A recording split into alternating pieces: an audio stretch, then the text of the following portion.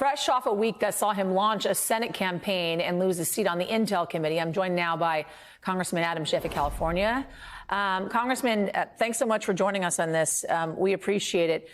Before we kind of get into your Senate bid, I do want to talk to you about the story that we've been following for quite some time now, coming out of Memphis, obviously, the brutal beating of Tyre Nichols and the video that was released just a couple of nights ago. Senator Tim Scott says he's still at the negotiating table. He's been there for 18 months. Dick Durbin essentially saying something at a national level needs to really happen. Jim Jordan, when pressed today, says he believes this needs to happen really at more of a local level. We know House Republicans are more focused on investigations into President Biden more so than anything else. Is there any reality check you can give us as to something happening on a national level when it comes to police reform and the passage of the George Floyd Act? The George Floyd bill needs to be passed. And, you know, we've been pushing this now for almost 2 years. And when you think about how many people have been victimized, how many people have been beaten and lost their lives in that time, we just don't have the time to wait. And we need to bring this up in the Senate. We need to do away with a filibuster if that's necessary to get this legislation passed. And I just don't tolerate any of these excuses. I think that some of the senators are just slow walking this and have been slow walking this. This needs to get done. We have to stop this scourge of violence against particularly people of color and put an end to it. These images are just horrifying and we can't turn away from them. We have to acknowledge that this is going on and has been going on and it needs to stop. Congressman, the reality check, though, is will it, can it, in the next 2 years in this Congress? Well, you know, to me, it's, you know, in terms of the challenge in getting through the Senate, it's a lot like what we've been seeing in California, my home state of California, where we've had 4 mass shootings within the last week. Yeah. And I would have thought after Sandy Hook that we wouldn't need anything more to motivate the Congress to do their jobs. I would hope after this latest instance of police brutality, police murder of Tyre Nichols, that we would act. Will we act? You know, only when people in the U.S. Senate understand that if they don't act, they're going to be voted out of office. And we're just going to have to mobilize to make sure they understand they need to be on the right side of this issue. There's no more hiding. Yeah. What more do we need to see here? Let's talk about the Senate race. Your announcement that you're going to be running for Senate in the state of California. I know that you told the New York Times that you informed Senator Feinstein of your intentions there. And you said she was gracious. I let her know that I wanted to make my announcement and she could not have been nicer about it. What was her response? Is she, in fact, retiring? You know, she's told me, and we've spoken a couple of times, and I stay in close touch with her staff as well, that she's determined to finish her term. There's a lot she wants to accomplish. She's still grieving over the loss of her husband, and that she wants more time to make her own decision. But she said that, you know, that I should go forward, that I don't need to wait. She was, as I said, more than gracious about it.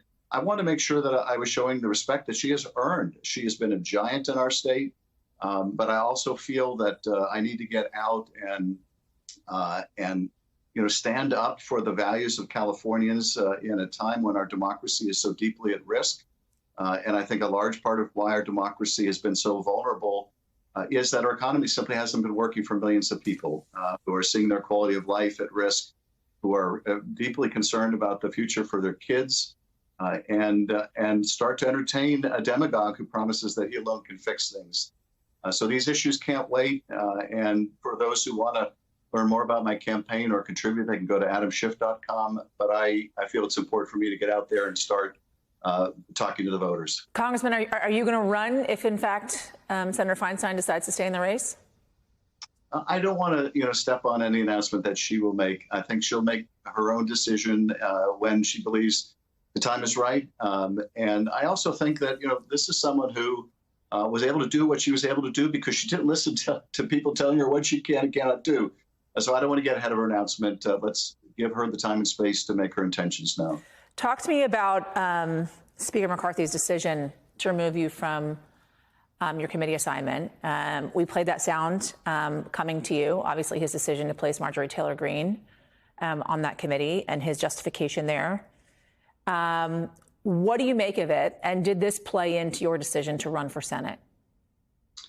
In terms of what I make of it, this is the weakness of Kevin McCarthy, so beholden to the Marjorie Taylor Greenes and the Paul Gosars, even the complete and total frauds like George Santos. He's putting on important committees. And why? Because he needs them. He needs them. Marjorie Taylor Greene now, he is keeping so close. So she's going to be making leadership decisions for that conference. The result in terms of the Intelligence Committee by for the first time in history, deciding that the minority party would not get to choose who leads their party on that committee is just going to bring suspicion among the intelligence agencies about making the Intelligence Committee something that they can't trust. At the same time, again, McCarthy bowing to the extreme elements of his conference, establishing a select committee on the weaponization of the federal government, so-called, will have access to intelligence, will breed more distrust by the intelligence agencies. So he's doing a national security disservice to the country. In terms of what role to play in my decision was already made, but I think that it's a perfect illustration of my point, which is we need to fight these extreme forces within today's GOP, these extreme MAGA forces led by the former president. I have a history of doing that, of being at the center of those fights. And McCarthy's recent actions, I think, only underscore continuing risk to our democracy and why I'm so determined to use the Senate as an even more powerful platform to defend our democracy and fight for an economy that works for everyone.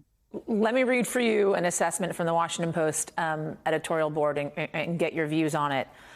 It is possible that Mr. McCarthy's pettiness could rebound to the political benefit of his fellow Californian. He might have laid the groundwork for Mr. Schiff to succeed Ms. Feinstein, not only as a senator, but also in a leading role on the Senate Intel Committee. Is that something that you are eyeing in addition to your bid for Senate? Well, I'm certainly interested in continuing my work on intelligence matters, but I don't want to get ahead of myself. I do agree with the Washington Post, though, that McCarthy has given Californians quite a powerful additional reason to support Adam Schiff in the Senate, and that is they want to make Adam Schiff Kevin McCarthy's home state senator. It certainly will give me an even more powerful role in holding him accountable, as well as Mitch McConnell, Ted Cruz, Josh Hawley, Lindsey Graham, and others who are so determined to tear apart our democracy. Congressman Adam Schiff, thank you. It's great to talk to you.